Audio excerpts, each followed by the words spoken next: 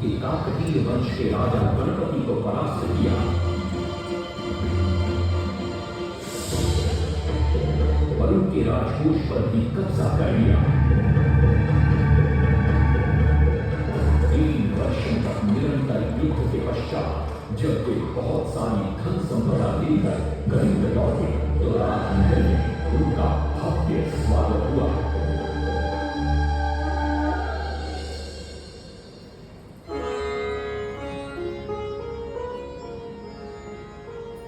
राजमाता कस्तूरी देवी पुत्र नरसिंहदेव की वीरता से बहुत प्रसन्न हुई और पुत्र के सामने अपने मन की इच्छा प्रकट की।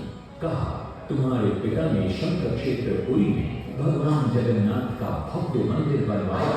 मैं चाहती हूँ कि तुम पद्म क्षेत्र कोणार्क में उससे भी भव्य और विशाल सूर्य मंदिर बनवाओ। किंतु नरसिंहदेव माता से प्रतिप्रश्न करते हैं, सूर्य मंदिर ही क्यों, और वो भी कोणार्क में? तब राजमाता कस्तूरी देवी बतलाती है, द्वापर युग में भगवान श्री कृष्ण के पुत्र सांब बड़े ही सुंदर और सुकुमार थे। वो नारद मुनि को चिढ़ाया करते थे। एक दिन नारद मुनि ने सांब को सबक सिखाने की योजना बनाई और उन्होंने सांब की सुंदरता की प्रशंसा कर उन्हें गोपियों के साथ जल क्रीड़ा करने को उकसाया। वहीं दूसरी तरफ भगवान श्री कृष्ण को जाकर कह दिया कि सांब अपनी मां समान गोपियों के साथ जल क्रीड़ा कर रहा है।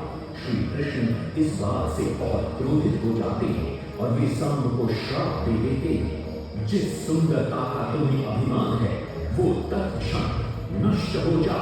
सांब को कोढ़ हो जाता जब सांब राजमहल लौटते हैं और मां जामदेवी को ये पता चलता है कि पिता श्री कृष्ण के श्राप की वजह से सांब की ये अवस्था हुई, तो सारी रानियां क्रोधित हो जाती। नारद जी को बुलाया जाता है। वे रोग मुक्ति का उपाय बतलाते हैं। वे कहते हैं, सूर्य की पहली किरण ऊर्ध्व देश के एक कोण पर पड़ती है जिसका नाम कोणार्क है। सांब को वहीं जाकर सूर्य की आराधना करनी होगी।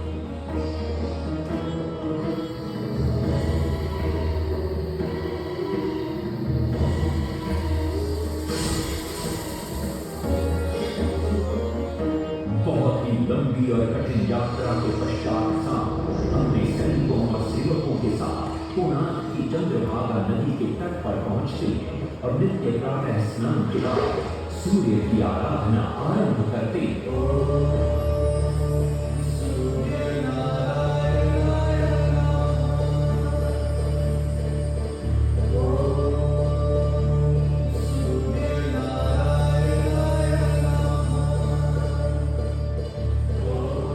अन्न जल त्याग कर 12 साल की कठिन तपस्या के बाद सूर्य देव प्रसन्न होकर प्रकट होते और सांब को रोग मुक्त होने का वरदान देते।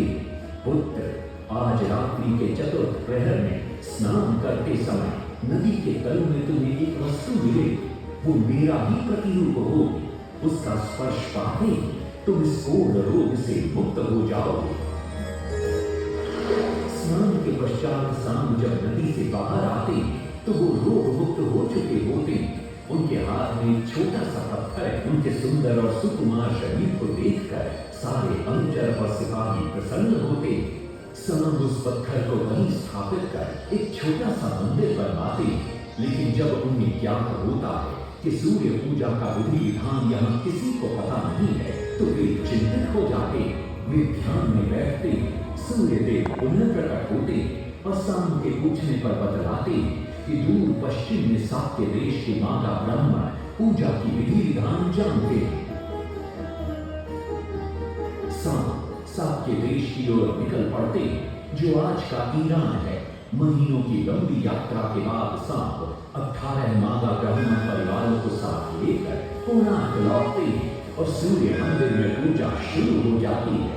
राजमाता कस्तूरी देवी नरसिंहदेव को बतलाती है कि विवाह के कई वर्षों बाद तक जब हम निसंतान थे, मैंने भी उस सूर्य मंदिर में पूजा अर्चना की और तुम पुत्र रूप में मुझे प्राप्त हुए। माता की बात सुनकर नरसिंहदेव मां को कोणार्क में संसार का सबसे भव्य और विशाल मंदिर बनाने का वचन देते। सदाशिव सामंतराय महापात्र जो शिवई सांतरा के नाम से करके वे अपने सहयोगी बीसू महाराणा के साथ मंदिर का प्रतिरूप बनाते और नरसिंहदेव के समक्ष प्रस्तुत करते। नरसिंहदेव मंदिर का प्रतिरूप देखकर अभिभूत हो जाते और शीघ्र मंदिर निर्माण कार्य आरंभ करने का आदेश देते। दूर से बड़े-बड़े पत्थर लाए गए, जितने पत्थर डाले गए सारे टूट गए। आदमी को डाला, उसमें डाले गए, नहीं पता चला, सारे टूट गए। सिर पे साल तेरा हुए परेशान, किसी भी मंदिर बने। सिर पे साल तेरा हुए परेशान, किसी भी मंदिर बने। एक दिन वे चिंतामग्न कोणार्क लौट रहे थे, तभी उन्हें प्यास महसूस हुई। उन्हें पास ही में एक कुटिया दिखाई पड़ती है, जहाँ एक बूढ़ी औरत से उनकी भेंट होती है। शिवई संतरा पानी मांगते हैं। बूढ़ी औरत पानी के साथ गरम गरम भोजन भी लेकर आती है। वे थाली के बीच में हाथ डालते हैं, जिससे उनका हाथ जल जाता है। तब वो बूढ़ी औरत मुस्कुराकर कहती है, तुम तो शिवई संतरा की तरह बीच से भोजन उठाकर खा रहे हो। ये सुनकर शिवई संतरा को अपनी भूल का एहसास होता है। माता रामचंद्री ने उपाय सुझाया, समझे सिवै संतरा।